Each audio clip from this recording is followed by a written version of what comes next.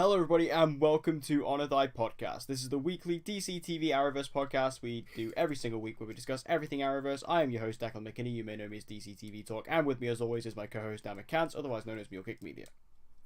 Hey, what's up? I'm shattered at the moment because right before we recorded this, I've had to watch the latest episodes for Supergirl, The Flash, and Legends back to back, literally before coming on here. So if I sound mega tired, it's because my eyes just want to give up on me. Just putting that out there. Yeah, this boy is very lazy, and and the thing is, I've had 7 hours free time, and it's like I just waited until the last minute possible to watch them. Yeah, see, this boy, he's lazy, he's unreliable, he's not a true fan.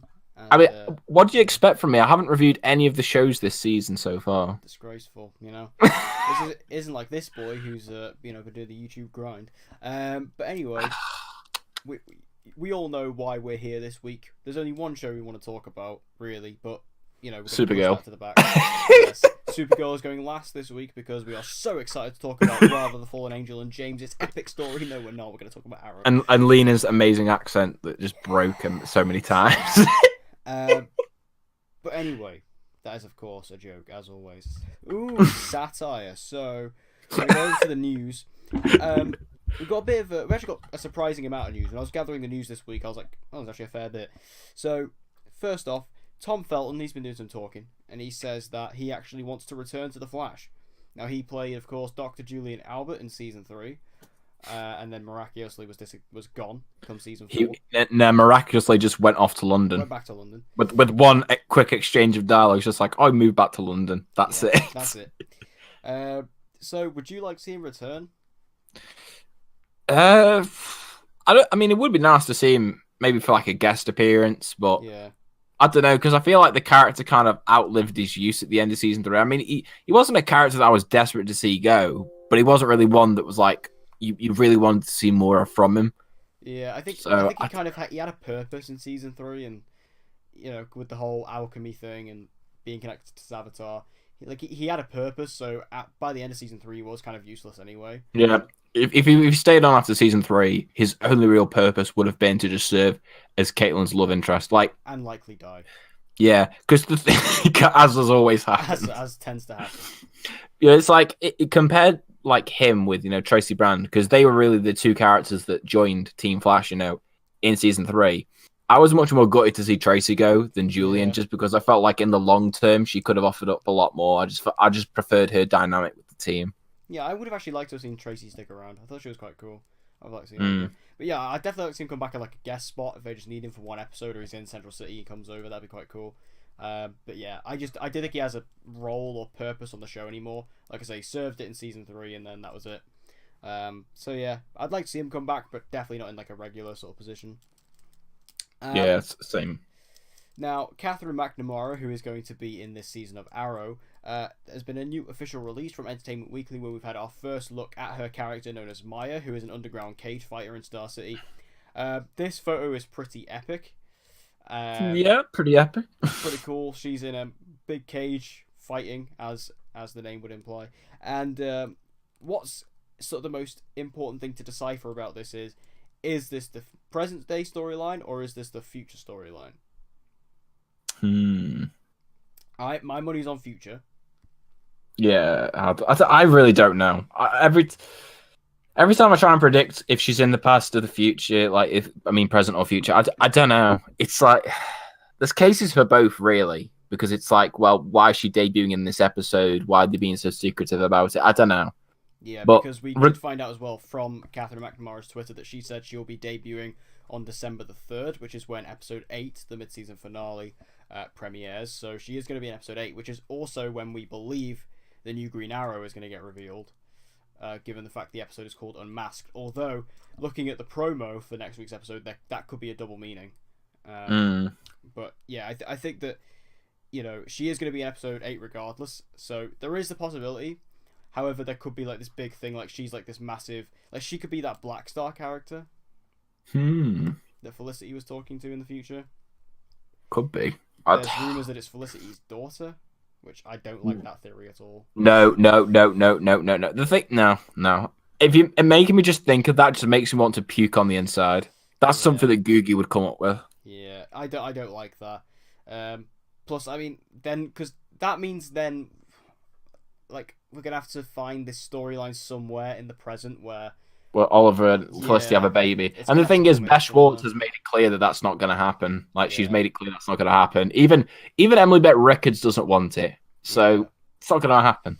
Yeah, it's a bit of a bad theory. I think it is in the future, and I think she's one of these, underground, vigilante resistance characters. I think that's what that's going to be. Although she could be in the present. Who knows? We'll have to wait and see. Obviously, we'll get back to you next week on that one. But yeah, I think she looks really cool, and I'm excited to see her onto the show. I was really happy when they cast her, actually. Like, I remember when we were doing this, the episode when she was cast. I think she has the look and sort of, for the CW. I think it works really well. So I'm surprised you're this happy considering you've not seen anything that she's been in. I know. I just feel like she just has that look for me where I'm just. Well, yeah. I think she's going to fit in really well into Arrow, and and given the fact that she is from Shadowhunters, which from the clips I have seen, she is pretty cool. So, again, it's purely aesthetic. I think she looks cool. Now, sticking with Arrow, there's a rumor going around over the past few hours that the episode 12, which is the 150th episode of Arrow, is going to be called Emerald Archer. Yeah, it is. It is called Emerald Archer. Is that official? They confirmed it. It was, what was it, Beth Schwartz? I think she took a picture of like how typically on Arrow they have the opening page of the script where it's got the episode title and who writes it. She took a screenshot of that. It says Emerald Archer. That's pretty cool. I mean, I guess we've kind of been waiting for that name for a while, to be name dropped on the show somewhere or somehow. So that's finally there. I don't know what relevance that necessarily has. I don't know what that's going to reflect necessarily. Maybe this is the Green Arrow's new name. I don't know. Especially because when you look at the promo for next week's episode of Arrow, like I guess we can kind of talk about this now. Like, I'm so confused about all that. Like, what's going on? Because Oliver is now back as the Green Arrow immediately. Like, not even taking a break. Like, even in the promo, Dinah says, your first day out of prison. So he's back as the Green Arrow, like, immediately. He's literally back immediately. And then he's not wearing his hood, and he's not wearing the mask. So, I don't know what's going on with this. Like, is Oliver now accepted in society as the Green Arrow? Like, is he like a respected hero like the Flash? Or I don't know. Where he's working for Argus now.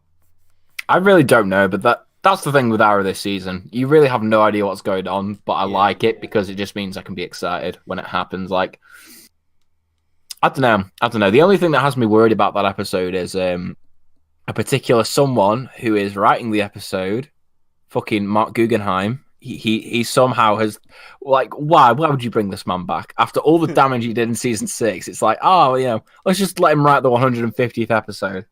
Yay. Wait, he's writing 150? Yeah, he's writing that episode. So we know that episode's fucked already. I wonder if they'll do anything special for it though, given the fact it is 150. Like, because I don't know if that counts technically as a milestone, or if it's like, the next milestone will be 200. If it gets to that, which I don't know, will it get to that? Probably not. 200. Nah, it ain't gonna last that long. 9. That'll be like season 9. We all know the show ain't making season 9. No. As much as I'd love that to happen, it won't. So anyway, going over to Elseworlds, we actually have got a few synopsises released for the episodes. So we've got like an overall sort of one, which gives us the basically overarching story of the crossover, which goes as follows. When Barry Allen and Oliver Queen wake up one morning and they realise they've swapped bodies with each other, the two set off to find out what disturbed the timeline to cause such a shift. However, things go from bad to worse when they present their case to Team Flash, and the gang doesn't believe them. Barry and Oliver realise they need Supergirl's help and travel to Smallville on Earth-38 when they end up meeting Kara's cousin Clark Kent and intrepid reporter Lois Lane. So that's the basic sort of one that they've teased. Interesting. So yeah, basically, they're just going to swap, because we've sort of been wondering like what the actual story is of this crossover, and also we did get the trailer as well, which we'll talk about in a little bit. But it seems like literally the story is they're just going to wake up like this, and they're going to have to find out themselves what's going on, which is maybe why we haven't been told what the story is. I guess what they're trying to do is they're trying to make us go along with the characters. Yeah, make us feel what they're feeling, as in like, how did we get here? Yeah, because I know Why Stephen is Amell this said that happening? the first scene of the crossover is the scene with him and Iris. Like he says that's how the crossover opens up, is with Oliver waking up as Barry. So that's pretty cool. And also to tie back into that thing we were talking about a second ago about what's going on with Oliver as the Green Arrow. Obviously, we know that Barry is going to be with Diggle and Argus training as the Green Arrow, and the theory that Oliver's now working for Argus that would line up with that. Yeah. Given that, because Barry, why would Barry as Oliver be in Argus necessarily training with Diggle, and then because Diggle like slams the Green Arrow suit into him, like why would he have the Green Arrow suit with him? So like, yeah. Anyway, so yeah, that's sort of like our overarching story, and then we have we have like the individual synopsis for each episode as well. So this isn't really any spoilers or anything like that. So that one I just read is actually the one for the Flash. So that's episode 1, and then hour 2. This is the Arrow one. With Oliver and Barry still stuck in the others' bodies, the two get a lead on John Deegan and head to Gotham City with Supergirl to figure out why their reality has changed. While there, they meet the mysterious Kate Kane, who provides them with the information that leads the group to Arkham Asylum. And that episode is directed by James Bamford. So we know it's going to be amazing. Although, saying that, it says the episode teleplay by Mark Guggenheim. No! So... Why won't this man just die? We have to take the good with the bad on that one. Oh, and God. Then, so obviously that's just like... I think that's going to be like the darker one of the group. We're going to have John Deegan there, Gotham, and that's where obviously the lovely, lovely Ruby Rose is going to go. I'm just dreading the moment when the full trailer comes and she speaks and it's just like, we're not why? Getting a full trailer now. We're not getting a full trailer now. I guarantee you that. Because we'll get onto that trailer in a second, but I reckon that's the last one. Oh, damn. Even though technically we did get one today, but it literally just includes one new shot, like one new frame with Barry, which literally means nothing. Anyway. And then hour 3, Supergirl, the final part of the crossover. Supergirl, the Flash, Green Arrow, and Superman engage in the battle of their lives. Why are they not having Batwoman in the boat? Oh my God. Missed opportunity already. Mark Guggenheim's writing that episode as well. Why would you do this, Mark? Why is he writing a Supergirl episode? Oh my God. What's going on there? Anyway, so there's our sort of synopsis for the crossover. So, yeah, basically, first episode is them waking up thinking what's going on. Episode 2 is them getting some information on it. And then episode 3 is the big final battle where everything's going to go down. So, yeah, I'm still really excited about this crossover. We've got, like, just over a week or so until it's here. Well, sort of more like 2 weeks, really. So, yeah, that's pretty exciting. Yeah, pretty exciting. I mean, obviously, I'm a bit disappointed they're only using Batwoman for one episode, but that could be a good thing if Ruby Rose is awful in it. That could be a good or a bad thing, it depends. But yeah, I mean, I'm excited for it, especially the Arrow episode, just because, you know, it seems to be the darker looking of the episode. You know, the fact they're going to Gotham. The only thing that has me worried is obviously Ruby Rose, no Legends, and Mark fucking Guggenheim. To be honest, I'm not so disappointed that Legends aren't in it, to be honest. Anyway. No. You never know. They might be written better in the crossover. They could have had better writing. Well, probably. But also, Mark Guggenheim did say there's actually going to be a cameo for one of the Legends in episode 3. Ooh, it's probably... I reckon that'll probably be one of the big ones. Or Bebo. But it won't be Bebo. I reckon it'll be Sarah. But yeah, it makes the most sense for it to be Sarah. And also, I'd just like to bring up a point about Ruby Rose, right? I know, obviously, we're not a fan of but I just like to pose this to you. I had this discussion with somebody the other week about this, right? So, what about if this crossover and also the series that she's going to be getting, what about if this is like the making of her as an actress? Because think about Stephen Amell, right? Stephen Amell. Now, obviously, I am like the biggest lover of Stephen Amell there is on this planet, right? But you have to admit, you know, in season 1, the pilot, he's not the greatest actor. And he really grew with Arrow. So why are you saying the pilot was like one of the greatest episodes of all time? This is what I can't wrap my head around. This man, I still think that's a great episode, and it's it's not a great. It is a great episode, and it gives us it sets up everything. But anyway, you know, like I was saying, Stephen Amell in season 1, he was fine, but he wasn't like amazing like he is now. Yeah. What about if the same could be said for Ruby Rose? That's all I'm saying. Now, difference. Stephen Amell didn't have Stephen Amell did not have terrible performances before Arrow. Ruby Rose has. Has nobody seen Resident Evil: The Final Chapters? No one's seen The Meg. Has no one seen fucking Triple X Return of Xander Yeah, Cage. what's important to note there, though, which also can be said about Stephen Amell, is that all of those are side character roles. None of them are main roles. None of them are leading roles. Oh, this will be. You are trying to find excuses so bad to make me turn around and like Ruby Rose. It's not going to happen. Hey, I don't like her. I've said this, and I still don't like her. I had this discussion with somebody the other day, and I just wanted to bring it up.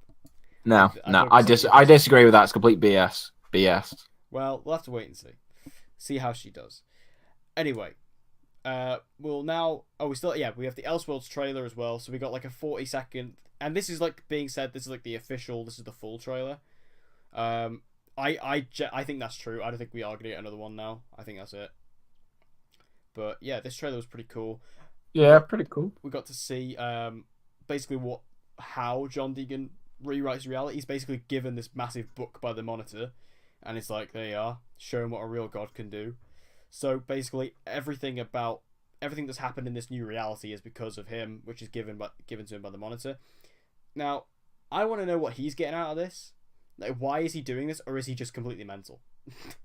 I don't know. Maybe they're setting up something else. I don't know. It's weird though, because I'm pretty sure it was Mark Guggenheim who said that they're setting up the next crossover in this one, which obviously makes everyone think, oh, it's going to be Crisis on Infinite Earths. Although we'll have to wait and see if that's true.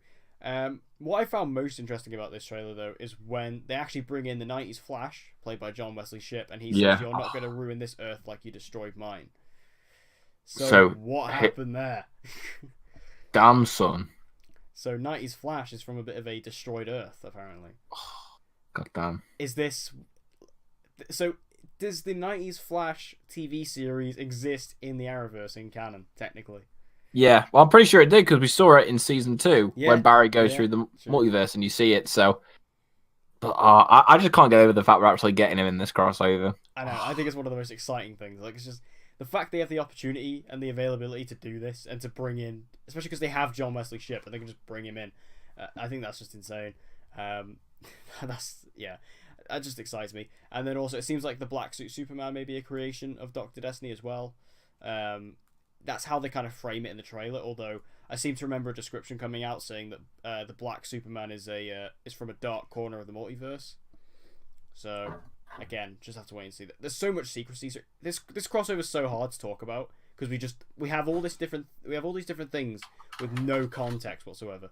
Yeah, it's like you got a lot of information that doesn't really go together very well. It's kind of like trying to guess based off limited information what is actually going to happen. It literally is just a guessing game. Because at the end of everything I talk about when it comes to Elseworlds is we'll wait and see. That's literally everything I say at the end of it. Yeah, we'll wait and see. We'll see if it makes sense later, and then it just doesn't. And if it doesn't, we'll be sure to criticize it later on. So, moving over to our reviews, we'll start off with our favorite show of the week, Supergirl, which is titled Rather the Fallen Angel. Well, James is evil. # confirmed. This episode was alright. It was alright, but it's not the worst I've ever seen, but most certainly not the best. It's just failing to grip me. Yeah. I mean, all the stuff with James in this episode was just kind of like, it's funny because they kind of promote this James thing as being the main storyline for this episode, but it really wasn't. No, it was really more about like Manchester Black and Lean. Yeah, I mean that's the thing. They probably aimed this at us. Who were like, give James a story, and then the advertised episode is like being really James centric, and it'll be like, oh, maybe it'll be good. Then you watch the actual episode, and it's like he's sharing that storyline along with 3 other ones, and it's just like, just give him an actual episode to focus on him. I'm not gonna lie though, when Kara was stuck in that tower and James was gonna blow it up, I was really wanting him to blow it up. I was like, please do it. Please do it. Like, this would be amazing. This would be a great character turn for James. Please do it. It'd be like a very real thing. He's just sick of being treated like this, so he's like, screw this. I'm just gonna blow it up, and now I'm gonna become the villain, the big bad of the season. Damn, son. Yeah. Nah, that would never happen though, because this is Supergirl. Supergirl doesn't do shit like that. Yeah, but then we did have the Supergirl Manchester Black story where they're working together and Manchester Black double crosses her. I still really like Manchester Black as a character. I think he's cool. I do like David Ajala, although I have to say I saw this coming a mile off. Yeah, it was so predictable. Yeah, and then he kind of comes back around at the end, and because he kind of flip flops throughout the entire episode. Like he's working with her, and then he completely betrays her, and is working with the children of liberty, and then he saves her, and then at the end he shows up at Lockwood's estate, and I'm just like, I don't quite know what they're trying to do with this character now. That's the thing. Like, I think the character and concept is interesting. Obviously, they got a good actor for it, but it's like his motivations are so flip floppy in terms of where they're going. It just doesn't really make a lot of sense. Like, it just feels really muddled. Yeah, and also his accent sounds like he's come straight out of the new Doctor Who series. Oh God! But also, I have to say, I do really like his costume, as basic as it is. I do really like it, and I like how in this episode it kind of like came off his armor. Like, did you notice that? Like, yeah, it was like he just does something. It just like creates the armor on his chest. Oh, it's cool. Looks a bit more like comic booky, which was nice. But yeah, I'm just confused about kind of like what they're doing with Colonel Haley in the season. I just don't know what they're doing with him, because I can't quite understand what side he's on or what morals he's got. Because 1 minute he's helping them, the next minute he's not. So I don't quite understand where they're going with this character. But the other storyline going on, and in my opinion the best storyline, was Lena doing the test with the Hyronel, with the test subject Adam. And I have to say, I actually thought this storyline was really good. Yeah. It was actually quite well written. I think Katie McGrath did a great job, despite the accent as always. To be honest, I just kind of let that.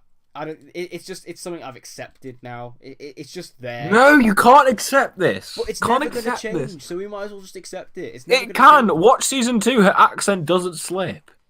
Look, I just don't care, right? I want to take what I can get with Supergirl, and at the end of the day, I enjoyed this storyline. Stop being so positive. Have a bit of negativity. Hey, I've just been negative about the other 2 storylines. I liked this one.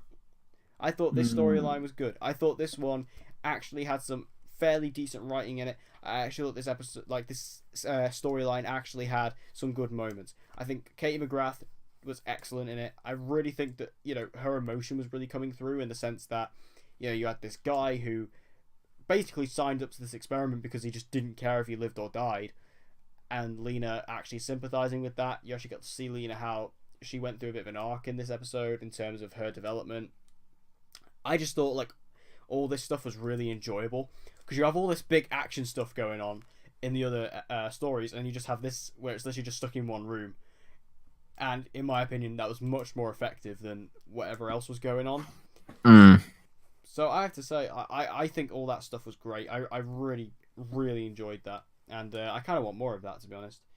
And now I'm actually a lot more interested to see what they'll do with Lex now.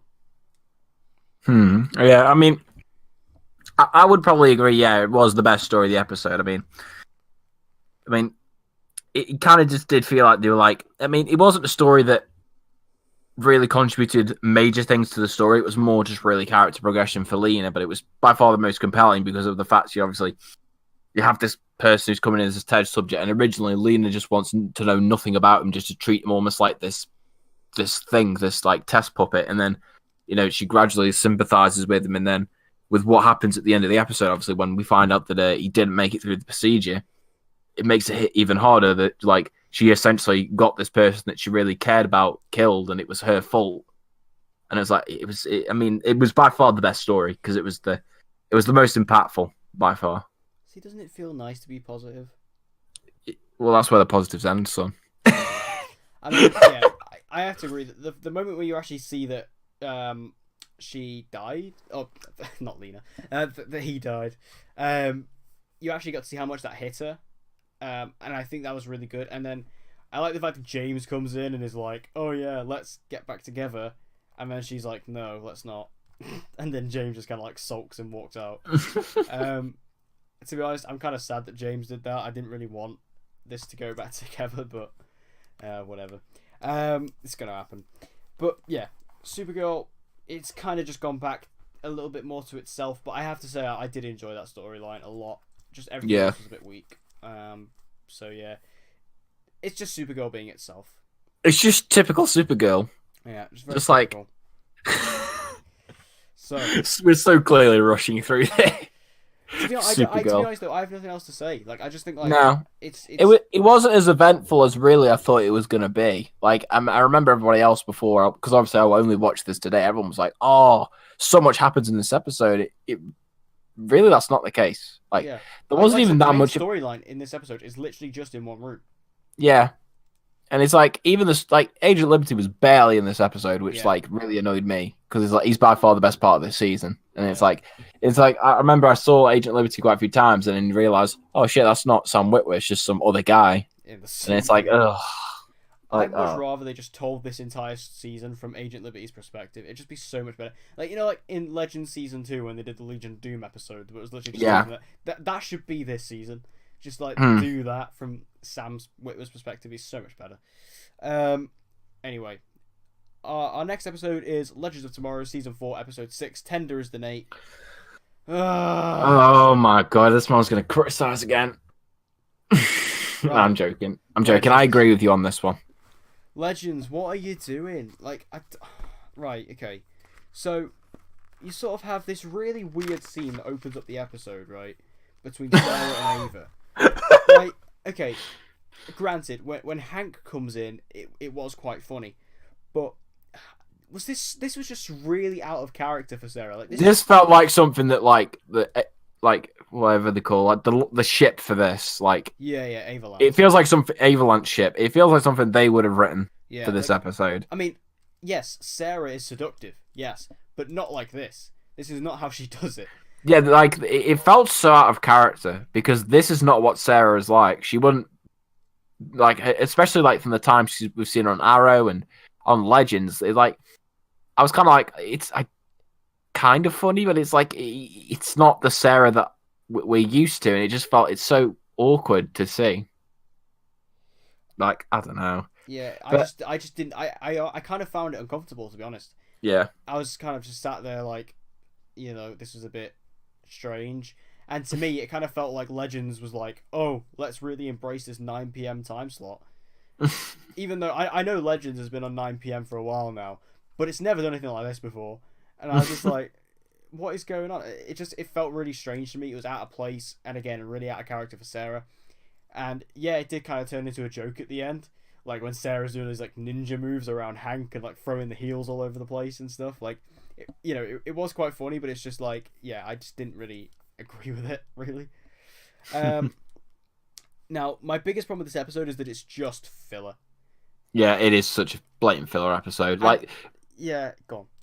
It's like we kind of knew this going in because like the synopsis, it's one of the synopsises where it's got a lot on it, but you just read through it all and it's just like this isn't going to advance the plot, and this is going to lead into my little bit of a annoyance with Legends this season. It's just that do we really know honestly what the main storyline is, what the main objective is, other than stop all these mystical creatures? We really don't know, do we? Like with season 3, yes, you were stopping the anachronisms, but you also you were like slowly being fed this storyline of malice and all of these the totems that you're after. With this, there's nothing. There's no real major like overarching secondary plot. No. That like shows any progression within the story. Like, do you know who the main big bad is? No. I don't. No. Like that's the problem with this season. And like you mentioned this in your review that you did for it. Season 3 felt like a season that was mainly about a story, but the jokes came secondary. Like it was always about the story, but the jokes could always come like a second to it. It feels like this season they've just completely swapped it around, and as a result, the story is just almost non-existent, and it makes it so much harder to watch because I don't know. Yeah, like I mean, I'll just like sort of echo what I said in my review because just before we sort of dive in, I just want to talk about the problems with Legends this season. And I know you're enjoying it more than I am, but no. I'm starting to get the fatigue now, like everyone else is, like same as you. Yeah, like this episode, I didn't enjoy. For me, like you just mentioned, this season has no overall like overarching story, like at least not that I can see. Yet. No. And granted, it is only episode 6, but still, we should have an idea of where the season's going and what the overall story is, and we don't. Like, it's really difficult to follow in that way because it's just, it's literally every episode is Freak of the Week, Which, granted, the CW does that with its shows, but, you know, it always has an overarching story, like Legends Season 3 did. The reason Season 3 worked so well is because you did have this story with Malice, and then you had all this other stuff going on with the totems and things like that. Because I loved the story of Season 3. I loved the totems. I thought that was so cool. I made so many videos about the totems. I loved that story. And the big problem for me with Legends this season, like I say, it's going jokes over story. Whereas, you know, I gave this example in my review, but in Season 3, the episode when they went to the Golden Age of Piracy with Blackbeard and all that. Yeah, it was a funny episode, and it was fun, but, like, it had a story purpose, yeah. Because they went there to get the Earth Totem. So it made sense. And they could have all this pirate stuff, because, again, it made sense, because that's where they were in time, but it was connected to the story.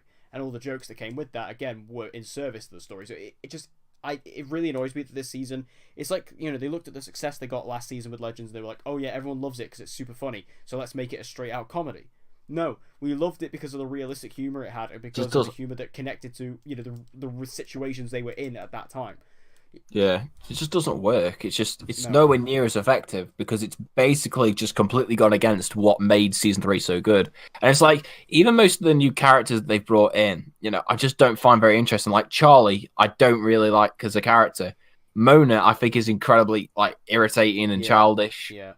And you say this in your review as well, that she reminds you of, like, a more irritating version of Nora Allen.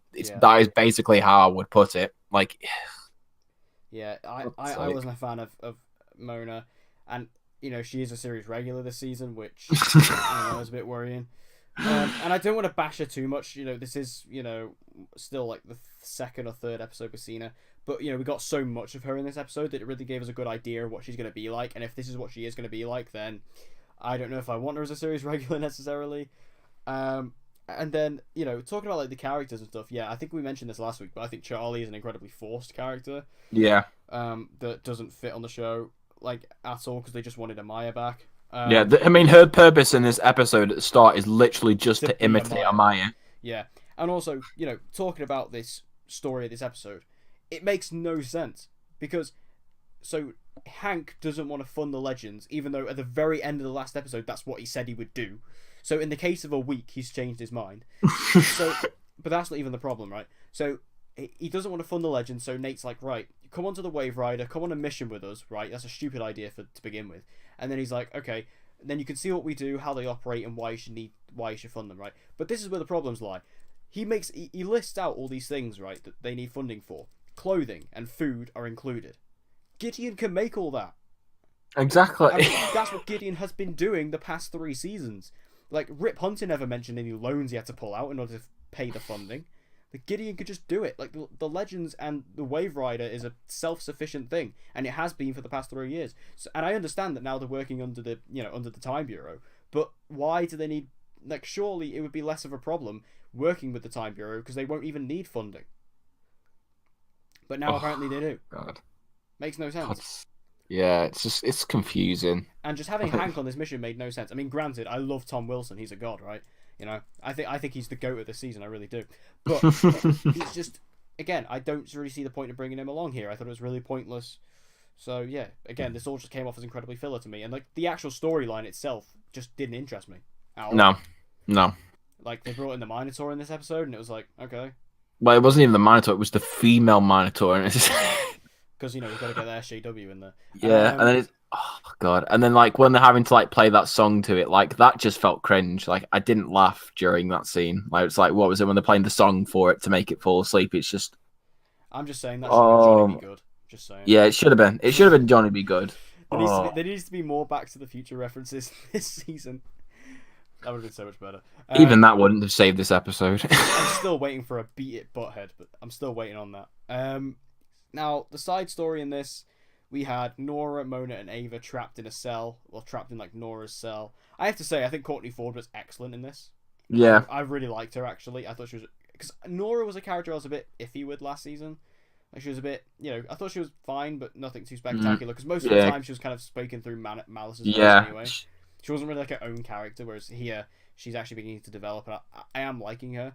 And then Ava, you know, she's always great. And then, yeah, Mona literally reminds me of Nora Allen, but way more annoying.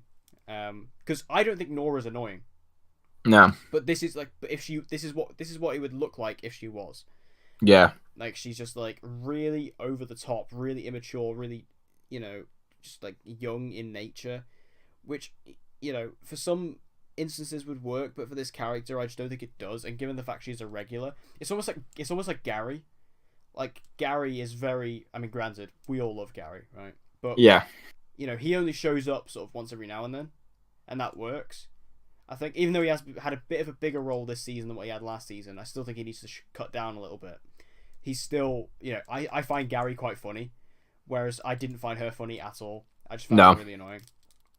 And this whole storyline with like her, basically, this was literally just a ship. That's all this was. Just her shipping Ray and Nora. That's, Yeah. And I'm about to say, Ray sticking himself to the letter was quite clever. I thought that was quite interesting, but then he gets stuck on the glue. I mean, even though he's wearing a super suit. Shouldn't really happen, but okay, Ray. This episode. Yeah, it was just like, that's all this felt like. It was just like them shipping Ray and Nora. Even though, like, we all know it's going to happen, because they're married in real life, so we all know it's going to happen, but it's just like, do we really have to have this entire storyline based on that? Not really. Yes, we do, because it's the CW. Anyway, also I have to say, like, with my problems with Legends, jokes over the story, and also just the team in this doesn't feel the same. Like, DJ Eric, right? Great YouTuber, check him out. I'm sure most of you probably will anyway. But he brings up a good point about this season, which I completely agree with. This doesn't feel like a superhero show anymore. Yeah, because there's barely any superheroes. Yeah. Really. Like, Nate uses his powers for the first time this season for like 2 seconds. What's the point of having them then? If you're not going to use them, then don't have them. Like, you might as well just get rid of them. Because we literally have no superpower characters except for Nate, right? And, we have Constantine, but he's like a big feature this season, so, that's fine. But, Nate is the only other one, and he never uses his powers. And then, like, we had Firestorm, and they were the kind of like the last remaining ones last season. And then obviously Martin died, and then Jax left, right? Could you see Firestorm in this season? No. I can't. I just can't imagine Jax, like, fitting into this at all. I'm kind of glad he left, to be honest. As I love Jax, but I wouldn't want him to be part of this. I don't even think Wally would have fit in this, even if he even returned for this season. No, like, last season felt like a superhero show. This doesn't. This just feels like a comedy, like a time traveling comedy, and it doesn't work in that way. It doesn't work in the same. Like, this doesn't even feel like an Arrowverse show anymore. Like, and all the characters are so different to what they began as. Like Sarah, I mean, Sarah's gone through like drastic change. Ray is. I mean, Ray's not too different, I guess, but I just think like all these characters are just so different when where they first began. This just doesn't feel right. It doesn't feel the same, and I hate to do this because I love Legends. I really want to like the season, and I was so hyped about season 4, but it's really letting me down. It's really disappointing me. I really hope it, pans up, but I really think this is its last season, especially because of this break we're getting. They're gonna rewrite the back half, and that'll be it. Yeah, because I mean, the ratings. I mean, I know that obviously, like, if they haven't dropped as low as they were for like the second episode, but they're still not great. And I'm inclined to think now, that this could be its last season. If not, I could only see it getting one more at max, and then it'll probably get like binned by the CW. Because like, and it's a shame because it's like I just feel like it's falling into that season 4 curse. Like we all thought it would escape it because it escaped the season 3 curse. It's felt this hurdle. Like I want it to get better, but I don't know. It's just the way they're taking this season, the characters. I don't know. Like I'm not looking forward to it. And this episode was, for me, this episode was probably my least favorite of the season. Yeah, I mean, for me, I'd maybe go episode 3. Maybe is my least favorite. I was not a fan of 3 at all. But yeah, I'm so disappointed in this season. I really am. Like, I'm so upset about it.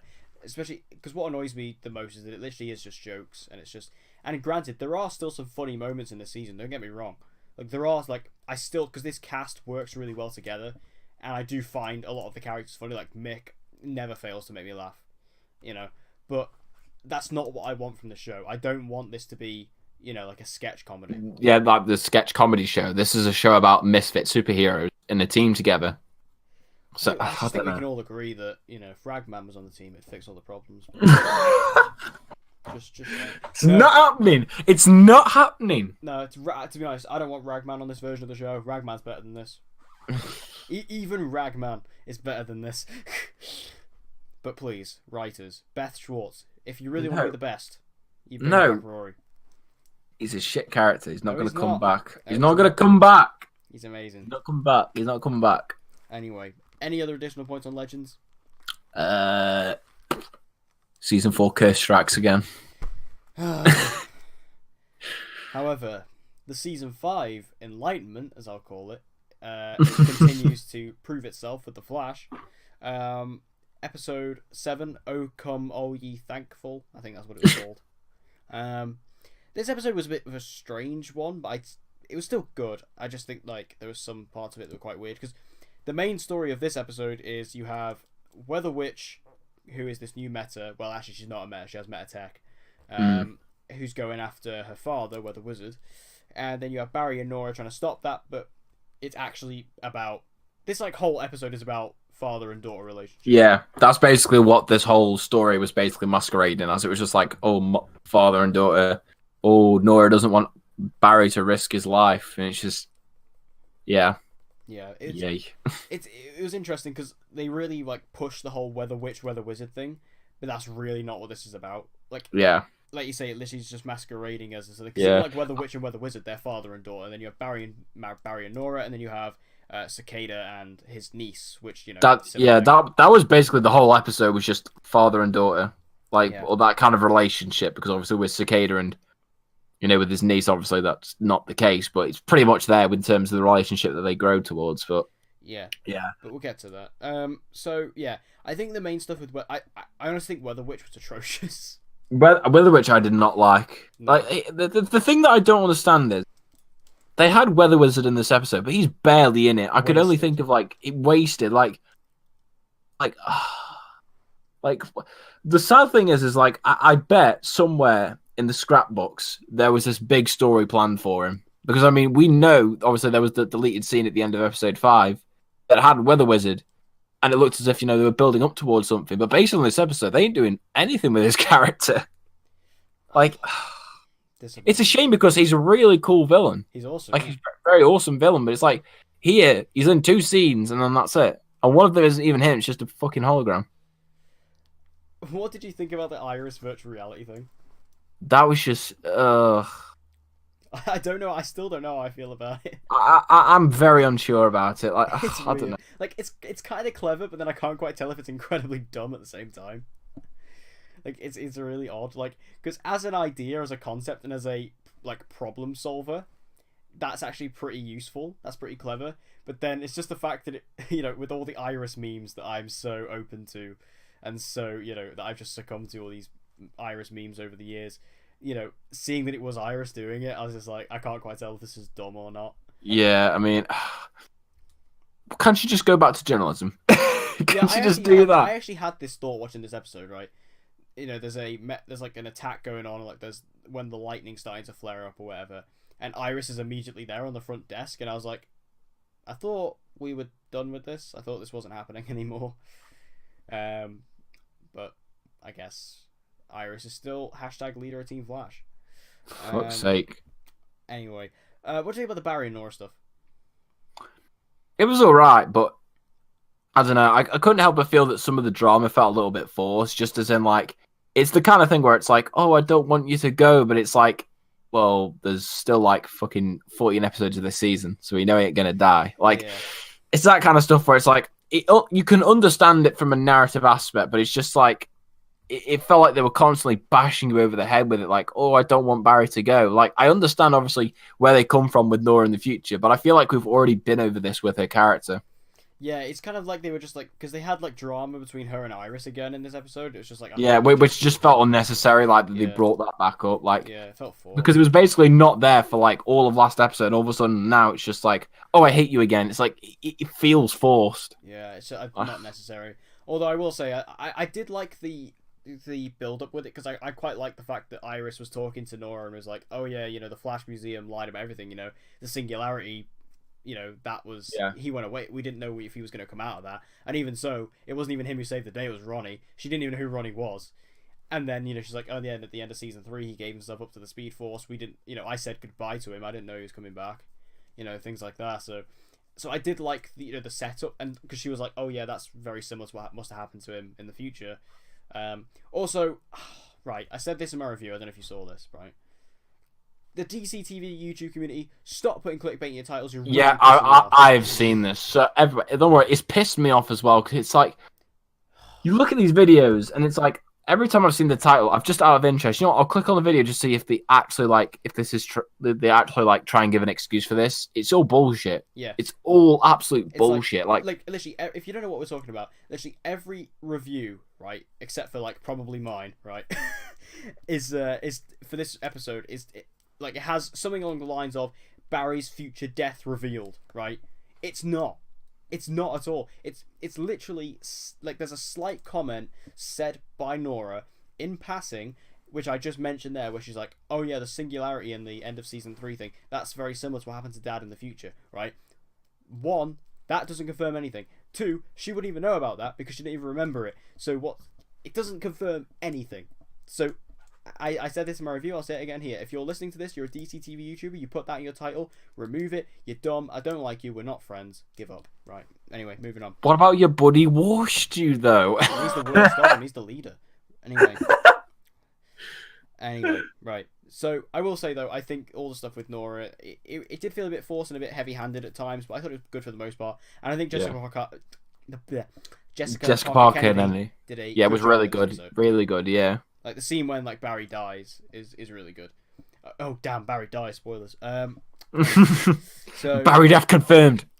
Flash death confirmed. To be fair, Barry does actually die in this episode. To be just fair. not in the future. So get your titles right. Yeah, exactly. Now we did have a weird side story that literally had no bearing on the story, which was Cisco, Caitlin, and Sherlock finding out the true meaning of Thanksgiving. This was pointless. Yeah, it was basically just there to have jokes, and to have Cisco and Sherlock get drunk. Yeah. And then it also gave us an excuse to have Killer Frost again with that awesome wig. But yeah, literally, there's nothing to talk about here. It's just. Are you sure you don't want to talk about them Snowberry scenes that you were sending me on Twitter? Well, I was really tempted to, but that opening scene. I remember I saw this episode. I saw the opening scene where it's just Barry and Caitlin making the apple pies, and it's just like, oh my god! It's like I know Declan's just sitting there, just being like, "Oh, this is beautiful." Did you say the way they looked at each other? No, I'm joking. Right. Oh no, it's not happening, son. It's not happening. Right, listeners, I'm not one of them. I promise you. That shit is as dead as Quentin. Facts. No, don't do that to me. That's horrible. Don't do that to me. That's hit me hard. That is. Nah, and the sad thing is, done with this podcast. I'm done. I can't record anymore. I'm too sad. You really sprung that on me. You're taking the lead for the rest of the episode. I'm taking as well. No, mate. I can do this fine. Right. Anyway, yes. Although I did love those Snowberry scenes, I'm not one of those people. I really you are one of those people. Yes, you literally sent the retweet to me. You constantly brag on about Snowberry. No, I really like the idea of them being together. Okay, Oh my god, the three things Declan wants most in the 3 things Declan wants most in life: Ragman, back, Snowberry, and Quentin's resurrection. They're the 3 things he wants the most in life. None of them will happen. Well, a man can dream. I know Snowberry will never happen, and I'm not even one of those super passionate shippers. I'm just saying, in season 1, I really liked that idea. And I just think, especially because I always like the scenes between Barry and Caitlin, and I thought this was a really good scene. Just generally speaking, I did thought this was a good scene. So, the real meat and bones of this episode, though, was the Cicada stuff. We got Cicada's backstory, and I loved all this. This was great. Yeah. What do you think about Chris Klein's acting? I thought in the flashback scenes, he was actually quite good. Because he didn't feel like he was trying to. I don't know how you'd say, but he didn't feel like he was overacting. Like he felt down to earth, it felt real, and I thought in those scenes he was really, really good. But I just feel like with the present day stuff, it's like the voice that he puts on. I mentioned this last episode. He sounds like Freddy Krueger mixed with Rorschach when he does that voice. It's so hammy, and especially the scene where he's with his daughter. This is obviously during the events of episode 1. and and obviously he looks upstairs at the TV and he's like, he goes back to that fucking awful voice, and I just don't like it. It just feels way too hammy. It feels forced, over the top. We don't need it. But apart from that, I thought the flashback stuff with his daughter. We understand obviously. It's not a daughter. Sorry, it's his niece. Basically, because we find out that his sister was killed in a MetaHuman event. Did they ever say what MetaHuman event it was? No, it was just a meta attack. A meta attack. So we found out obviously that his sister, died in that, and her daughter, she's been taken under his care because obviously he's the closest family link that she has, and you see how he basically rejects her completely, and then they slowly start to bond, and then just as they do, obviously, the satellite incident happens.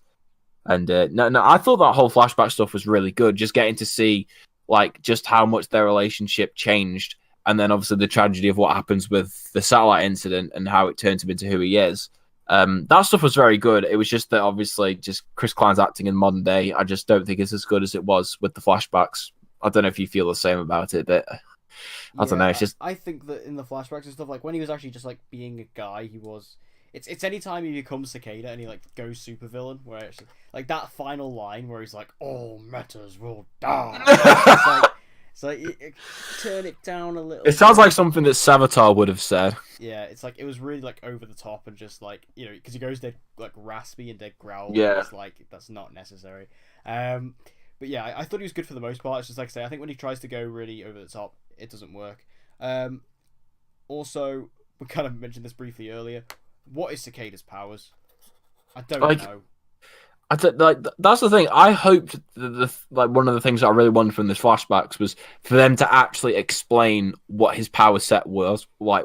If the Doctor would maybe say it in a passing comment, but we don't get anything. If anybody's watching this and they actually know what Cicada's powers are, please let us know, because we have no idea based on this season.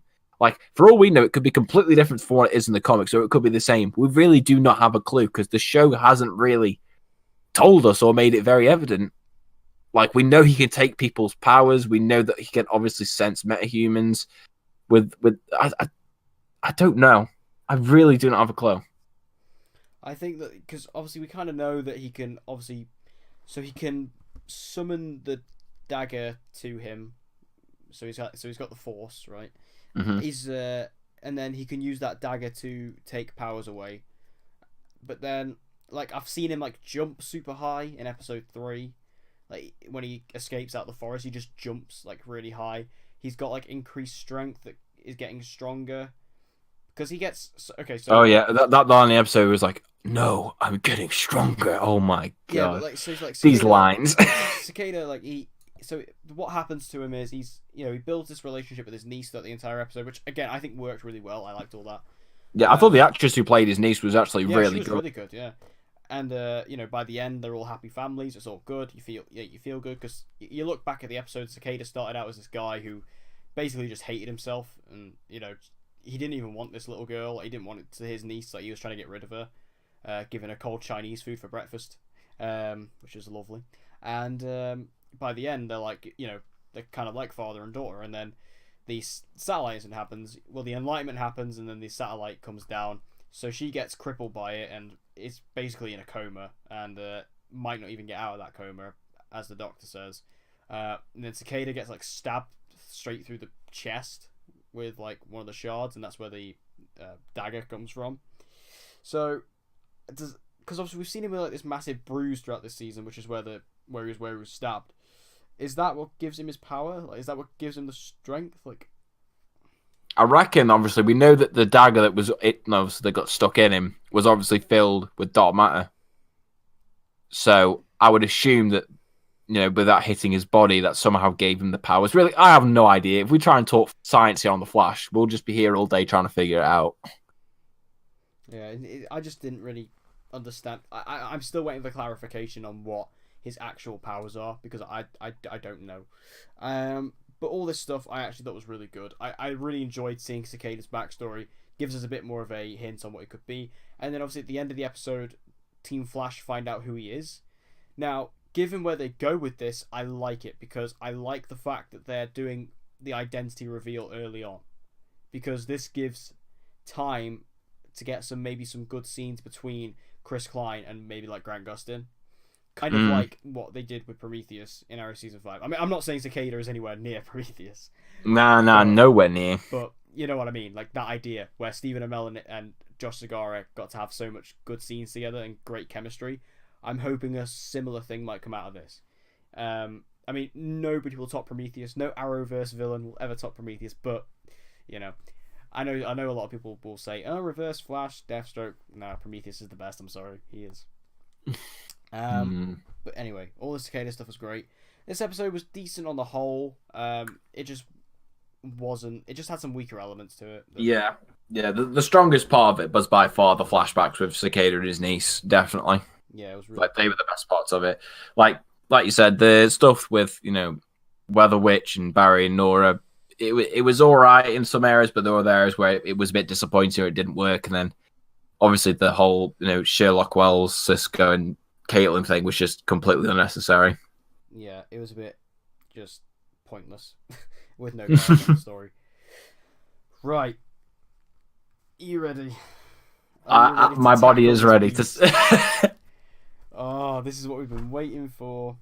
So, we're now going to review Arrow, Season 7, Episode 7, The Slabside Redemption. Possibly one of the greatest episodes of Arrow ever made. Definitely the best of the season. First off, I have to give a huge round of applause, speaking wise, to James Bamford. What an achievement this was. Yeah, this was something like on a completely whole different level. Like the stuff that they pulled off, the amount of stunts, the amount of practical stuff that was happening, the camera, like I could only imagine how much of a nightmare of an episode this must have been to try and actually perform on the day. I mean, obviously maybe planning it's a different story, but then like to actually do this, it must have been an absolute ball ache to do this. But it was like the way that it paid off was fantastic. Like this is like beyond great episode for me. There's like two categories of great when it comes to these episodes. There's like great, and then there's like pretty much perfect. This episode is, I would say, pretty much perfect. Like. Yeah. And everything about this episode was perfect. Like, obviously, like you said, the directing, the choreography, the dialogue. That one shot, though. The long shot was amazing. The cinematography, I thought, was great.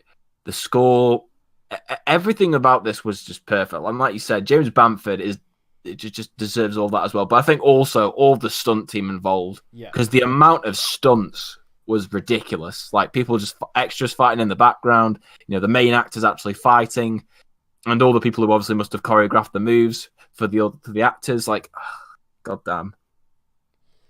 Well, I think all the stunt work and choreography is like something else in this episode. Like the amount of extras that they had to deal with in this. Yeah. Like you must have had like 100+ extras in this with the prisoners. Yeah. I mean, remember that then they had that one shot where all the cells are opening, and it's literally just a shot that goes down the hallway, and you see all the prisoners run out. There must have been easily like 20, 30 people on there. Yeah. And it's just like, it's so good. It was epic, and the entire episode was like that. And again, I have to mention that long shot with Oliver and Bronze Tiger in the cells. That was beautiful. I didn't know I needed that team up until we got it, but we'll. Yeah. Like, how are we going to talk about this? Because we're going to be so all over because we just fanboyed out throughout the entire thing. Seeing as we just mentioned him, let's talk about who I believe is the MVP of this episode. Michael Jai White as Bronze Tiger. The god himself. What a amazing character turn. Like, this guy has been a bit underserved this season in terms of, like, those, like, three characters. Because, like, it's mostly been Brick, really. But seeing him in this episode, seeing him and Oliver team up, this was the team up I didn't know I needed or wanted. Just they worked so well together, and I didn't even see it coming. Yeah, I mean, like, the only real setup we got for this was really in episode 4 when you saw, 3 even, sorry, when you had obviously Oliver and, Bronze Tiger actually, talking to one another, and obviously, Bronze Tiger's mentioning the season 2 when he saved Lila.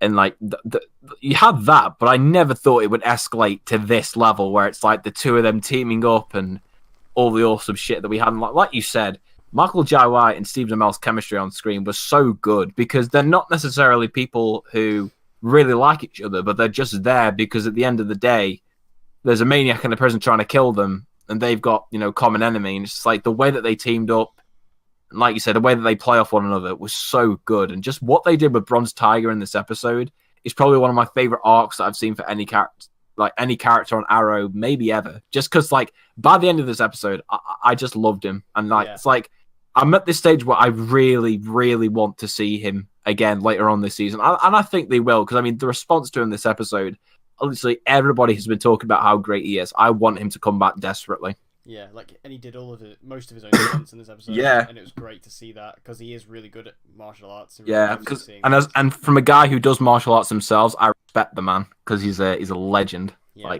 It's amazing. And I just loved his chemistry with Oliver. Like, my favorite line of the episode is Oliver saying, "Turner, how'd you get out your cell?" And he simply replies, "How'd you get out of yours?" Great. Like, no more information needed than that. They just like, right, let's just go with it.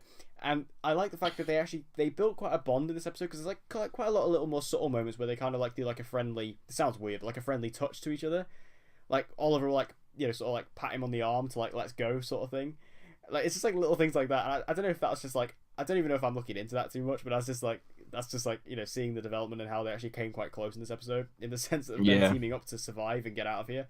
And I like the fact that even Oliver was just like accepting of everything he did. Like, he burnt Derek Sampson alive, and he just didn't even care. That was just brutal. Like, that was so good. I mean, we could talk about that as well. Like, this episode was a lot more brutal than I thought it was going to be. Like, I mean, obviously, this is the CW. This ain't anything on the level of getting Walking Dead or Game of Thrones or Banshee in terms of violence. But considering the CW and the fact this doesn't even air at 9, this airs at 8. Yeah. Like, there is a scene here where Diaz slits a guard's throat. And it's like, you actually see the blood start to drip from his neck before he slashes. It's like, that is some dark shit for them to do. For them, this is something like season 1, even season 2, they wouldn't have been able to do this. But like that, like how brutal the fights were, and just, oh my god, it was. Yeah, like the scenes where they have like 4 guards strung up, and like and it's just beating them. Oh god. And there's just like their shirts are like, that are normally white are just red. Like, there was some really brutal stuff in this, but I think it works so well given the fact that it's just a prison riot, and it's just like, and I loved all that. And again, just seeing like I love just Derek Sampson being burnt alive. I thought that was hilarious, and I really like the moment as well when where he basically hangs Brick to get up on the other level. That was really funny. Although Brick doesn't actually die until later on in the episode with Stanley. So fucking Stanley. So kind of hinted at the end of last week, Stanley maybe not to be trusted, and in this episode, he's kind of like he's kind of a murderous psychopath. Yeah. So I mean, everyone's been talking about this, but we do actually get his last name revealed in this episode, which is Dover. Which in the comics, Stanley Dover is a mass child murderer who goes by the name of the Star City Slayer. So people are speculating, maybe this is what they're going to do with this character, because he kills Brick at the end, and then he escapes through the morgue. So Stanley's out. Stanley's out of prison as well. So we've got to see him again. Yeah. Well, I messaged this to you on Facebook, but I've actually come up with a theory. I think we'll definitely see him again, and I think Stanley will be the one who maybe costs Dinah a canary cry if she loses it in the future.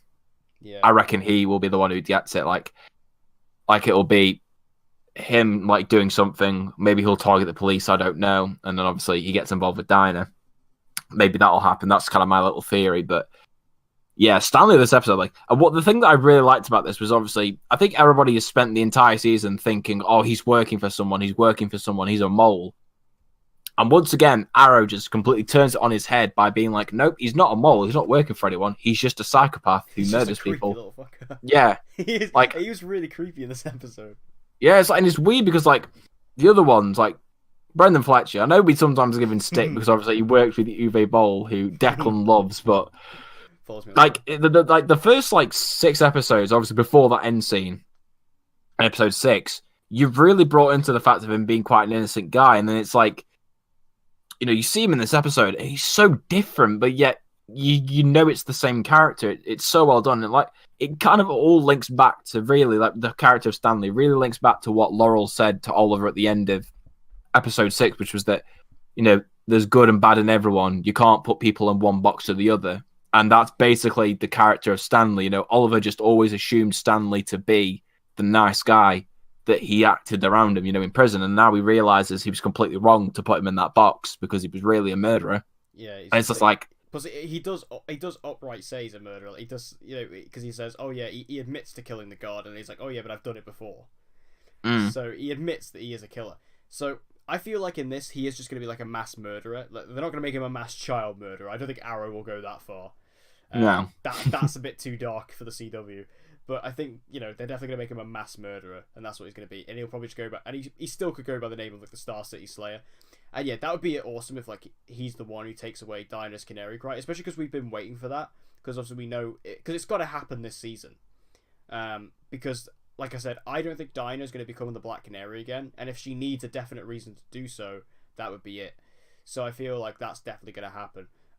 But Stanley, yeah, he was so creepy in this episode, and I have to say, I actually think Brendan Fletcher did quite a good job in this, because the scene when he drugs Oliver, and he's just going off on one. Like, he's, like, mental. Like he actually. I was actually, you actually feel somewhat intimidated because it's like you realize that this guy is unstable. Like, yeah, that's literally it. He's unstable. This guy is not mentally right in the head. Like the way he's like crying, kind of like screaming, like, you know, he's like, I'm a murderer. Everyone thinks I'm a murderer. I'm a bad guy. Things like, and he's like screaming at Oliver. Like really creepy stuff, and then and then he like gets down on his knees before he's just like, you know, oh, let's get out of here together, Oliver. We can, you know, like sidekicks and things like that. It's really creepy stuff, like really creepy serial killer stuff.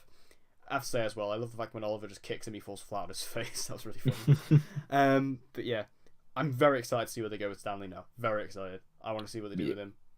Yeah, definitely. I mean, I just love that. Just the way that they kind of end his character in this episode to like tease that we'll see him again.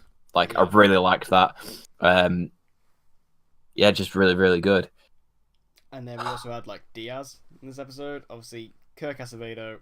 Also, it was his birthday this week. Happy birthday. Yeah, happy birthday to him. Absolute legend on Twitter. Just the thing is like, whenever you go on his Twitter, he's just like constantly just slaying Olicity fans who are trying to criticize him. It's the best thing ever. Oh. Like, they were even trying to criticize him this episode. It's like, and then it's just on Twitter just completely destroying him. Like, I love this guy. He's a beast. I do love him.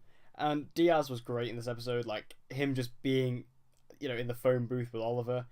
Like, that speech was really good. And I love the fact that he just brings out that rage in Oliver. Like, Oliver's had this rage inside of him, like, towards Diaz for, like, all this time. And this is the first time he's seen him since, you know, the season 6 finale. And he just, like, is smashing that glass. Like, he's trying to kill this guy. And it was great. And I love how cool Diaz is about the whole thing. Yeah, he's just chill. He's just like, it's just like, oh, you're not going to do anything to me. He doesn't care. And I thought that was awesome. And, you know, everything about Diaz in this, the way he just is able to manipulate everyone. I love that speech that he does with the prisoners. And the way he writes. Yeah, that was really good. You know, he's like, they enslaved you. They tortured. And they're all like, yeah. Like, they're all like getting behind him. And then he's like, do you want to make him pay? And he goes, make him pay. And then he opens the gate and they all just fly in. It was amazing. And the way he just controls this entire prison was excellent. Yeah. And the way it builds that final fight with him and Oliver. Like, that fight lasts a long time as well. Like, it starts off on the top level and then falls down into the bottom bit. Awesome. Yeah, and I like the fact that they actually showcased that Diaz was actually, like, on, obviously, the drugs that he was taking to enhance his strength, because that was something that I questioned, and obviously this scene makes it abundantly clear that he is, because no man would survive a drop all the way down from, like, the second level to the bottom level without breaking them legs. Yeah, that Diaz is a bit of a stronger boy these days, and yeah, I like the fact they did actually showcase that, because they still haven't really explained like what that drug is or what they've done. I feel like it's temporary. Like, it can't be a permanent one, because I mean, how he defeated Oliver that easily yet lost to Diggle and the new Green Arrow. Like, that's what I think personally. I think the drugs are temporary. Yeah, but I still thought that Diaz, like, just that fight. Because even that fight between him and Oliver was brutal. That was brutal, yeah. I mean, like, he was beating him to a pulp. He was stabbing him. Yeah, like, he was really kicking stuff. Oh, like, and then he gets the picture of, you know, all, like, Felicity and William, and he rips it in half because he's a savage. And it's like the whole fight was great. I saw some people complaining because they were saying, oh, you know, I wanted a more fair, even fight. But to be fair, you already got that in the season 6 finale. Yeah, like the season 6 finale was pretty well balanced. Yeah, so I feel like this was more of the trying to show like Diaz obviously on these drugs, how strong he is, and Oliver, just gets him at the right time, Yeah, and that was a great moment as well. He just stabs him straight through. Yeah, and then just fucking headbutts him. That was like some like Punisher stuff when like his head goes against the mirror and there's just the blood. Blood stain. That also kind of reminded me at the end of Banshee. I'm not going to spoil it because I don't like spoiling Banshee, but like the final fight between Hood and X-Person. Yeah. When he's just like headbutting his ass to death. Yeah. The only thing I will say though is that, and I wasn't the only person who thought this, when I watched this episode the first time, the scene the first time, I thought Diaz died because of like the way that like he kind of fell over. It made it look as if he was dead, but then I want to watch it the second time. You can see that he's moving a little bit, but that was a little bit confusing because I was like, is he dead? But then I kind of figured when Oliver locked the cell, that was like, there'd be no point locking the cell if he was fucking dead. Yeah, there's kind of like I think like Brick's death was a bit like that as well. Like I think Brick's is a bit more obvious, but like they still don't like outright say Brick's dead. Whereas like with Derek Sampson, like he burned alive, he's definitely dead. But like with Brick, like when Stanley kills him, it's like I'm gonna say he's dead, which is a shame. I kind of wanted Brick to come back again because I like Vinny doing. Yeah. Yeah. Anyway, it was all really great, and so Diaz is locked up now. Yeah, I really like that scene as well, like where he locks him away, because it's kind of symbolic because he's locking Diaz in his own cell, and he's basically like locking away like all of season 6, like everything that happened to him. He just locks it away completely. So I really like the symbolism of that scene as well. Yeah, because that was something I didn't realize that until the second watching that they were actually in Oliver's cell. I thought because I don't know why, this is me being a dumbass, but like I thought he'd nicked the photo of Felicity and William just from a random place. And it was like only the second time where you see the outside of his cell that it's actually in Oliver's old cell. That was pretty cool. Yeah, it was pretty sick. I really like that idea as well. And then, actually, before we kind of discuss the final bit, like, what do you think they're going to do with Diaz now? Because he's a series regular this season, so he's not done. Yeah. I don't know. I don't know whether they'll be doing stuff with him in prison. Maybe he breaks out. I don't know, because, like, I guess it depends. Like maybe the longbow doesn't break out, to be honest. Because I don't want to go through that again. Yeah, but the thing is like, what else can they do with him? Because I mean, the prison set has pretty much been destroyed. Yeah. So they can't really do anything with prison. So the only way I can really see it with him still being a series regular is that he breaks out. It's the only way it will work. I mean, he did make himself a promise he wouldn't die in prison.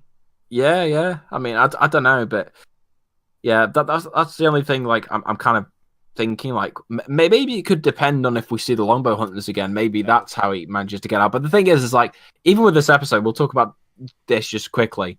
Like Diaz says like, because Oliver in the episode, Oliver and Bronze Tiger, they tried to communicate outside the prison, but Diaz blocks the communication. He's like, it was a parting gift from the longbow hunters, like they blocked the communications. So do you think that's the last time we're going to see the longbow hunters? Because I feel like it is, and if it is, they've been really lame, really lame. They've been like so lackluster. Like, I was so excited about the longbow hunters. I mean, I've said this before on this episode on this show, but like the longbow hunters are not what we were promised. No, they're so far from what we should have got. In season 6, they were described as these mythical assassins that the League were afraid of. The League are not afraid of these guys. I'm sorry, they're just not. Like. And plus the thing is, we got like so little screen time with them, especially like Kodiak and Red Dart in particular got nothing to do, like literally nothing to do. Barely got any dialogue. Silencer got a couple of extra things, but again, still no story or anything like that. Not really much dialogue. She just got some cool scenes, right? And she was able to provide some cool action scenes. But like, if that's all we got, the longbow hunters, like as in the esteemed longbow hunters from the comics, that is really disappointing. Yeah. Like, they were just so... They might as well have just not been in the season. Mm. And they were so heavily publicised, and everyone was like, oh yes, the longbow hunters are coming. And I was really excited, and they were kind of teased as, like, the big bads for the season, because what Arrow typically does is that it teases its big bad for the next season in the previous. So, like, they mentioned Caden James in season 5, they mentioned Damien Dark in season 3, and things like that. They mentioned the longbow hunters last season, and then here they are, and it's just like, oh, okay. And now they're kind of gone. I don't know if we'll see them again. We might do. We might see him again at the end, maybe. But I think they are honestly done for the most part, and I'm really disappointed by that. Yeah, same. Like they could have just done so much more with them, like based on the source material, the looks of them. But just what they've ultimately done, it's just been really disappointing. I mean, the saddest thing is that the most interesting part about them was one of the three's tech, not even themselves as a person, Yeah, it just was the the tech. the silent stuff. Because Yeah, all like those fight that. scenes we got with the silencer were awesome. Like, But like, but here's a character literally we knew almost nothing about, and she wasn't really that interesting. It was just her gadget and dead. But yeah, I'm disappointed if that's the last that we see of them, to be honest. Also, I'm surprised we got this far without even talk about the action. Let's like more of the action scenes because like all the action was great. Like that opening scene with the parkour, where Oliver's jumping over that rail, giving me them season 1 vibes. Like, it was literally the exact same pose as well. It's just like, it was so good, and then just just that season 1 bunny hop returning. Yeah, is, pretty legendary. It's just so cool because like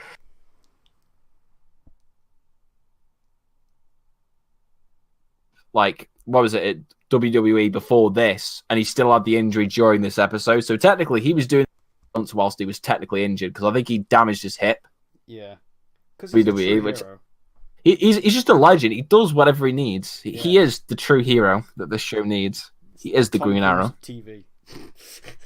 I don't know if I'd ever go that far, but still, amazing. And all the action was just awesome. I loved how multi-layered it was because the prison as a set is like 4 levels. Yeah, and like so they used all of it.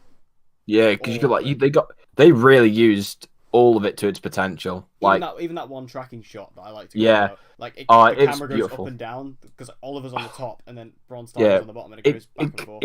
It kind of reminded me of a video game sequence, like when you have your side-scrolling video game, and it's like you got your characters on 2 different levels. That's what it felt like to me watching that. It was just so good, and just like, it's so good. It's a beast. Yeah, it was pretty awesome. I loved all the action in this, especially because this episode is literally just one big action scene. Yeah, it's just one big action scene. It's just one big action scene with just action scenes just interlinked with each other, but with an interesting story as well. Like, it's just perfect. Like, from an action standpoint, this is probably the strongest Arrow episode from an action standpoint, easily, because it's basically just is one humongous action sequence. Yeah, and it delivers on all fronts in that arena. And I loved how claustrophobic the episode was because the entire episode is literally in the prison. There's no other storyline going on, and it felt so focused. It was the whole story is trying to survive these last 6 hours before Oliver gets out, and because Oliver is getting out in this episode, and it's literally just he needs to survive these 6 hours during this prison riot where everything goes wrong. Like everything in these 6 hours that could possibly go wrong goes wrong, and I love how it's just so claustrophobic because you're inside this prison, and then when he finally gets out, there's the shot which is very reminiscent of Shawshank. When he looks up, and he can finally rest. Yeah, you also breathe in that air at the same time. Yeah. Now this is where we get brought into the biggest mystery of the season. So we have Diggle and Felicity waiting outside the prison for Oliver, and also I have to say for this like Olicity reunion, this moment where Oliver and Felicity kiss, I didn't mind it. Yeah, normally these scenes would be overbearing. However, this was a really good scene, and it's because Felicity didn't speak.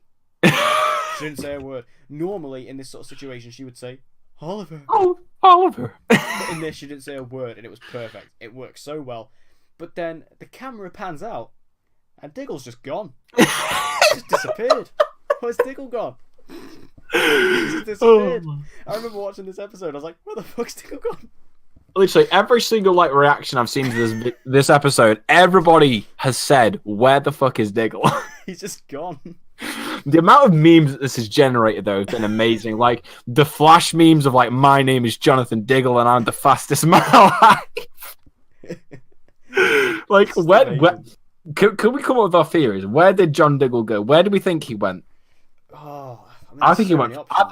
I think he went for a belly burger. Yeah, I've seen that theory. That's a big theory. Went for the slapside belly burger. Yeah. Or maybe that panning shot was actually his view. He just does a massive anime jump behind him, and that's how we get the wide shot. Or I think it's because he kind of went into the clouds and became the Olicity god and saw because we all know how much of a Olicity shipper David Ramsey and Diggle is. Yeah. So he saw this and he was like, oh, I just need to get a bird's eye view of this, It was pretty insane. But what was funny about this as well is that I was like, when I was watching it, because there's that shot where David Ramsey, like, as Diggle's just looking at him, and he looks like distraught. Yeah. Like, he's like, he's like, damn, like, he's been through a lot in this time. And I was like, oh wow, like, Diggle, that was like, even though he's literally got one shot, no dialogue in this episode, I was like, that's quite an impression. And then the camera zooms out, I was like, oh yeah, let's go see what Diggle's up to. Not there. Just disappeared. Like, I just think it's so funny. The fact, like, yeah, just the memes this has caused is hilarious. And I just love the fact that this happened. Like, it's such a weird... I can't believe the CW let this in, though. Like, the fact that this didn't get picked up upon. Like, who gave this the pass? Yeah, I want to know who actually saw this and was like, "Do you know what? No one's going to notice that because every single person to mankind has seen it." Yeah, it's just it's hilarious, but yeah, and it is probably the biggest mystery of the season. It's bigger than, to be honest, it is bigger than who's the Green Arrow because we know who the new Green Arrow is. So yeah, it is a bigger mystery than that. Where did Diggle go? Nobody can dispute that. I'm waiting for David Ramsey to respond to this. Like, I want to see what he says, or if they like bring it up in this episode, like in the next episode, like Felicity's like, "Oh yeah, where did you go, Dick?" That'd be funny. But anyway, this episode is a 10 out of 10. I mean, I'd give it like an 11 out of 10 if I could. 11 out of 10. Probably, it's one of the best episodes of Arrow ever by far. For me, like, the bar is like the season 5 finale. That's the best episode of Arrow for me, and this is not far off at all. Like, this is up there with that episode and, like, the 100th episode. I bet if this episode had a cheeky Prometheus cameo, you would have put it at joint one. To be honest, that'd be the best. Like, imagine if Prometheus just showed up in this.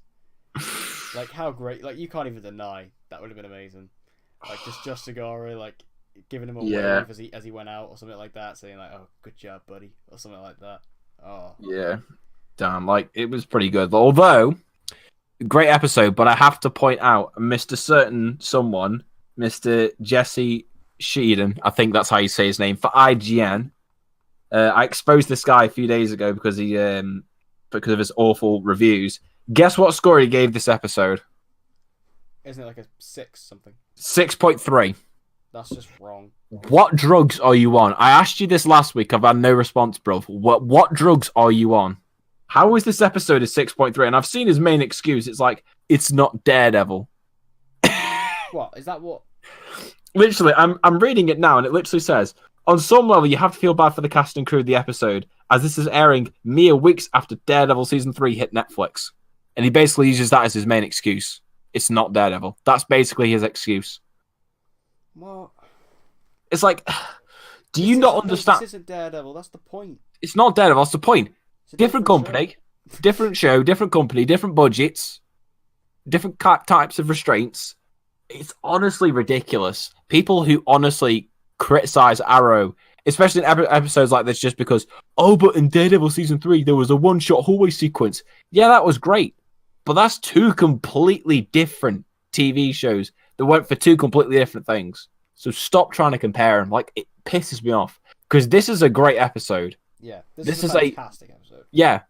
So, like, when I see reviews like this, it genuinely pisses me off. It feels like, to me, personally, he's just giving it a shit review on purpose, just to cause drama. That's what it feels like to me. Yeah, because it's stupid. And it's not true. Yeah. I'm sorry, but it's not. It's just not true at all. Yeah. This is one of the greatest episodes of Arrow. It's fantastic. It's easily the best of the season. If you're looking for a great episode of Arrow, this is just where you want to go. Yeah, if people aren't back on board with Arrow after watching this episode, I don't know what's going to take for you. And this is pretty awesome. So yeah, I'm sorry I'm stuttering here, but I've just been on Twitter and I've just seen something. And oh my god, I'm just gonna send you now before I say the audience what this is, right? Because there's been another little bit of news released, and I've seen it. I've just seen it. Look at that. Oh, damn. So, I mean, I hope you're looking at the same thing that I'm looking at. But, so I'm just going to say to the audience now, we've just had another new picture from the Elseworlds crossover released, showing 3 police officers, and they're played by Kirk Acevedo, a.k.a. Ricardo Diaz, John Barrowman, aka Malcolm Merlin, and the actor who played Slade's son, which I don't remember. I'm sorry, sir, but you're awesome. Wow. What? This is insane. What is this? Is absolute madness. I mean, this is weird because we all knew that John Barrowman was going to be in this crossover because he was in Vancouver filming at the time. The rumor was he was going to play Reverse Flash. I did not expect this. And the fact that Kirk's there as well is the greatest. Can I just say, Kirk is rocking those shades. Oh, he is, yeah. He is absolute badass.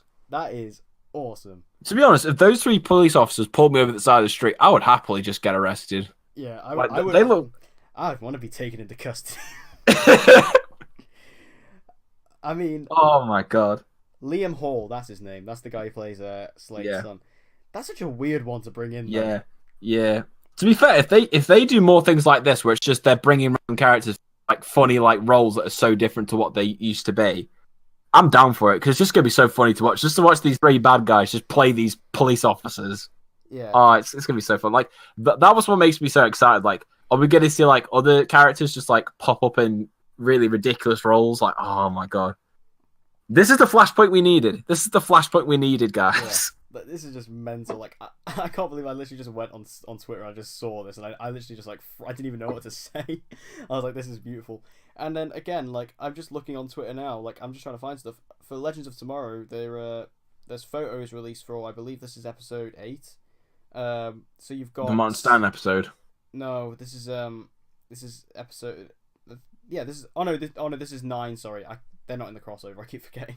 Oh my god! But this is for episode 9, right? And there's like Physical Gideon, Sarah, and Ava all in black leather, and I'm going to assume this is their version of Birds of Prey.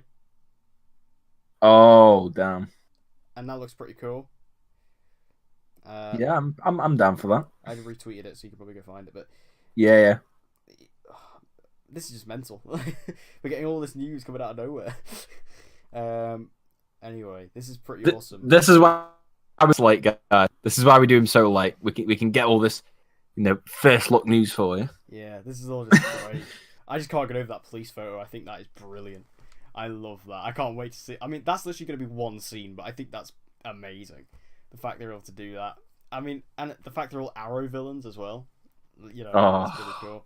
So good. Because I've been waiting for them to bring back Slade's son. I did not expect them to do it this way. Because remember when we thought it was going to happen in season 6 because we saw his chair and then it was like never showed up again. Like, oh, so cool. Can we get Manu Bennett? Can we have Manu Bennett as well, please, in a cameo? And Josh Segarra. Yeah, because that would work because they're not playing the same characters. So just get them back. It's fine. No. Josh Segarra is just any like police officer. So he's just reprising his role from the Orange Is the New Black. Or the other show he was on, what's it called? Sirens, when he played a police officer. Do that. Just do one of them, please. He can do the prison officer guy, and then he comes across Ruby Rose as Batwoman, and they can have like a weird moment. Oh, this crossover! I mean, that photo's got me even more hyped. I can't be more hyped for this crossover. It needs to stop. Anyway, so that brings us to the end of this episode. Again, we mainly just want to talk about Arrow this week, just because it's the best, and Arrow's just been god tier, so I'm sure you can all relate to why we want to talk about it so bad. It's actually amazed me how consistently strong it's been. Like every episode has been great to amazing, and that's pretty insane. Yeah, this is just amazing. That's a big testament to the show. So yeah. Anyway, thank you guys for listening. We hope you enjoyed this week's episode. If you did, make sure you share it around to other DCTV fans who may enjoy this content, and make sure you give us a like to show your support. And as always, guys, I've been Deck. I've been Dan. And we hope to see you guys again next week. See ya.